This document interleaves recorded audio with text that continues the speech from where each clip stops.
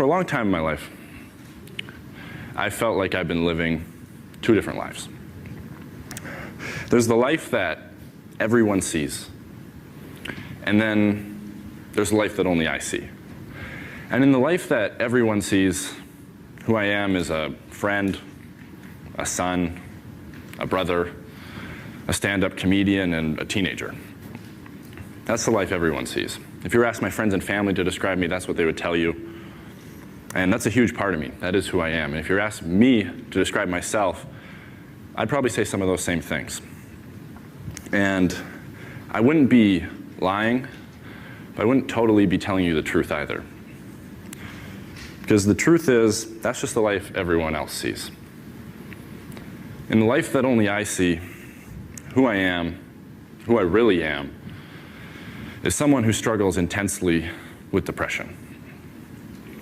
I have for the last 6 years of my life, and I continue to every day. Now, for someone who has never experienced depression or doesn't really know what that means, that might surprise them to hear, because there's a pretty popular misconception that depression is just being sad when something in your life goes wrong. When you break up with your girlfriend, when you lose a loved one, when you don't get the job you wanted. But that's sadness. That's a natural thing. That's a natural human emotion. Real depression isn't being sad when something in your life goes wrong. Real depression is being sad when everything in your life is going right. That's real depression, and that's what I suffer from. And to be totally honest, that's hard for me to stand up here and say. It's hard for me to talk about. And it seems to be hard for everyone to talk about it, so much so that no one's talking about it. And no one's talking about depression, but we need to be, because right now it's a massive problem. It's a massive problem. But we don't see it on social media, right? We don't see it on Facebook. We don't see it on Twitter. We don't see it on the news, because it's not happy, it's not fun, it's not light. And so because we don't see it, we don't see the severity of it. But the severity of it, the seriousness of it is this. Every 30 seconds, somewhere, someone in the world takes their own life because of depression. And it might be 2 blocks away, it might be 2 countries away, it might be 2 continents away, but it's happening, and it's happening every single day. And we have a tendency as a society to look at that and go, so what? So what? We look at that and we go, that's your problem, that's their problem. We say we're sad and we say we're sorry, but we also say, so what? Well, 2 years ago was my problem. Because I sat on the edge of my bed, where I'd sat a million times before, and I was suicidal. I was suicidal. And if you were to look at my life on the surface, you wouldn't see a kid who was suicidal. You'd see a kid who was the captain of his basketball team, the drama and theater student of the year, the English student of the year, someone who was consistently on the honor roll and consistently at every party. So you would say I wasn't depressed, you would say I wasn't suicidal, but you'd be wrong. You'd be wrong. So I sat there that night beside a bottle of pills with a pen and paper in my hand, and I thought about taking my own life, and I came this close to doing it. I came this close to doing it. And I didn't. So that makes me one of the lucky ones, one of the people who gets to step out on the ledge and look down but not jump. One of the lucky ones who survives. Well, I survived, and that just leaves me with my story, and my story is this. In 4 simple words, I suffer from depression. I suffer from depression. And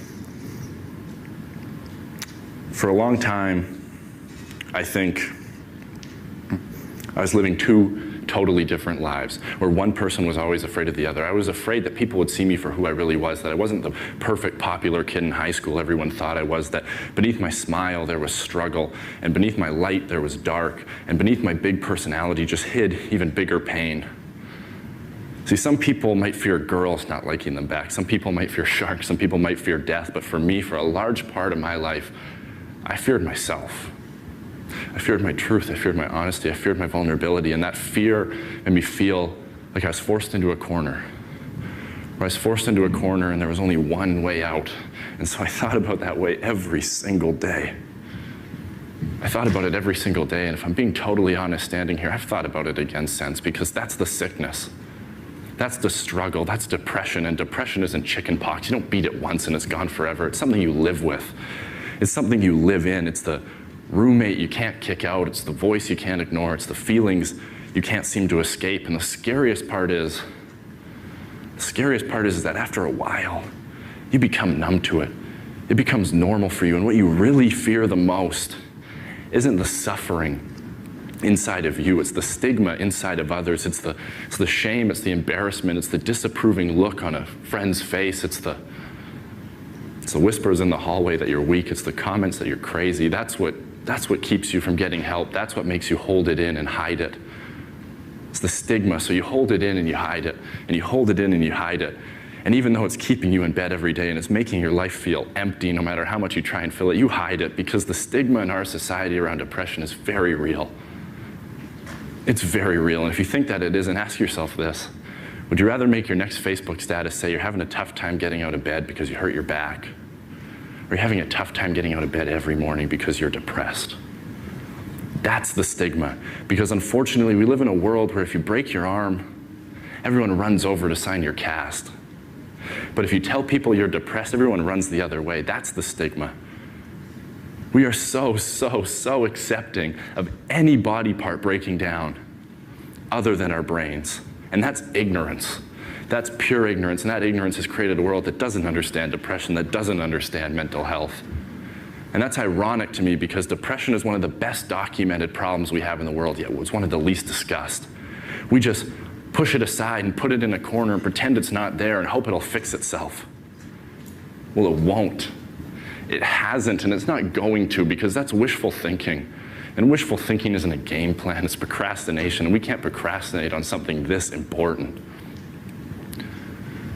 The first step in solving any problem is recognizing there is one. Well, we haven't done that.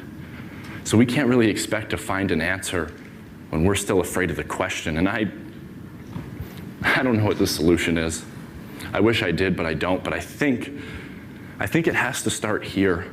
It has to start with me. It has to start with you. It has to start with the people who are suffering, the ones who are hidden in the shadows. We need to speak up and shatter the silence. We need to be the ones who are brave for what we believe in, because if there's one thing that I've come to realize, if there's one thing that I see as the biggest problem, it's not in building a world where we eliminate the ignorance of others.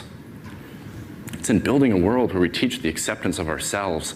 We're okay with who we are, because when we get honest, we see that we all struggle and we all suffer, whether it's with this, whether it's with something else. We all know what it is to hurt. We all know what it is to have pain in our heart, and we all know how important it is to heal. But right now, depression is society's deep cut that we're content to put a Band-Aid over and pretend it's not there. Well, it is there. It is there, and you know what? It's okay. Depression is okay. If you're going through it, know that you're okay, and know that you're sick. You're not weak, and it's an issue, not an identity, because when you get past the fear and the ridicule and the judgment and the stigma of others, you can see depression for what it really is. And that's just a part of life. Just a part of life. And as much as I hate some of the places, some of the parts of my life depression has dragged me down to, in a lot of ways I'm grateful for it. Because yeah, it's put me in the valleys, but only to show me there's peaks. And yeah, it's dragged me through the dark, but only to remind me there is light. My pain, more than anything in 19 years on this planet, has given me perspective. And my hurt's forced me to have hope and to have faith in myself, faith in others, faith that it can get better, that we can change this, that we can speak up and speak out and fight back against ignorance, fight back against intolerance. And more than anything, learn to love ourselves. Learn to accept ourselves for who we are, the people we are, not the people the world wants us to be. Because the world I believe in is one where embracing your light doesn't mean ignoring your dark. The world I believe in is one where we're measured by our ability to overcome adversities, not avoid them. The world I believe in is one where I can look someone in the eye and say, I'm going through hell. And they can look back at me and go, me too, and that's okay. And it's okay, because depression is okay. We're people. We're people, and we struggle, and we suffer, and we bleed, and we cry. And if you think that true strength means never showing any weakness, then I'm here to tell you, you're wrong. You're wrong because it's the opposite. We're people, and we have problems. We're not perfect, and that's okay. So we need to stop the ignorance, stop the intolerance, stop the stigma, and stop the silence. And we need to take away the taboos. Take a look at the truth and start talking. Because the only way we're going to beat a problem that people are battling alone is by standing strong together. By standing strong together. And I believe that we can. I believe that we can. Thank you guys so much. This is a dream come true. Thank you. Thank you.